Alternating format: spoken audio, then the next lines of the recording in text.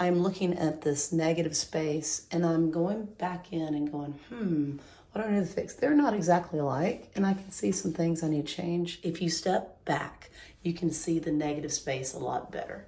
And especially if you're working with a larger piece of paper.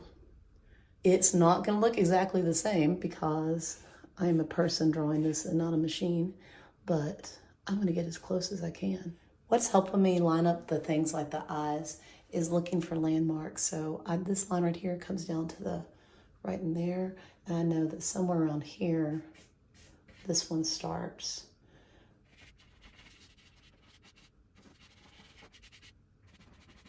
So I'm planning this out on the negative space, and I'm just using charcoal to do it since I'm working on a large piece of paper. This feels too shallow still, so let's move him back a little bit more. I know that I can transfer it if needed or draw over the top. I'm not too worried. If you have marked the midline of your drawing, of your paper, you can go and use a ruler and double check. So I'm lining it up at the midline, and then I'm just checking. So I'm having trouble with the noses right now.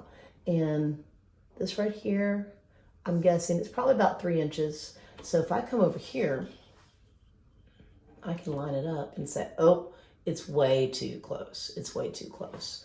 So what I can do is go in and let's go ahead and back this nose off a little bit, a little closer right there, and see if that feels better.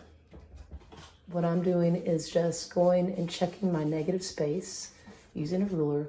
I'm drawing out this portion like that. It's starting to come together. Now I'm looking at this part. Well, I see that that's too skinny compared to that. So this one needs to be brought out more. I'm checking this shape of negative space and trying to make this one match. I know that I can erase. If possible, I can transfer it.